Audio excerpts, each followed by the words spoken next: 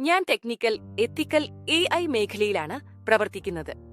ഈയിടെയായിട്ട് ഒരു പോഡ്കാസ്റ്റ് നന്നായി വൈറലാവുന്നുണ്ട്. ഞാനത് കണ്ടു.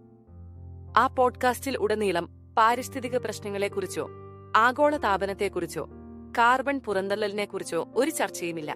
പകരം അവർ പറയാൻ ശ്രമിക്കുന്നത് ലോകം നിലനിന്നാലും ഇല്ലെങ്കിലും നമ്മൾ മനുഷ്യരെ രക്ഷിക്കുമെന്നാണ്.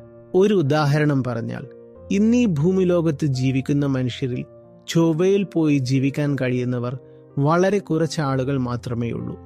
പക്ഷേ അവർ ആ സ്വപ്നം മനുഷ്യരാശിക്ക് മുഴുവൻ കാണിച്ചു കൊടുക്കുകയാണ്. ഇന്നീ ഭൂമിയിലുള്ള 800 കോടി ജനങ്ങളും മറ്റ് ജീവജാലങ്ങളും റോക്കറ്റിൽ കയറി ചൊവ്വയിലേക്ക് പോകുമെന്ന മട്ടിലാണ് അവരുടെ സംസാരം.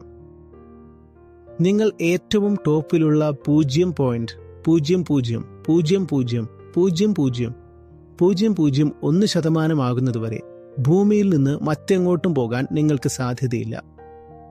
ഇതൊരു വലിയ ചിലവുള്ള കാര്യമാണ്. കാരണം ആളുകൾ പോകാൻ പോകുന്നില്ല.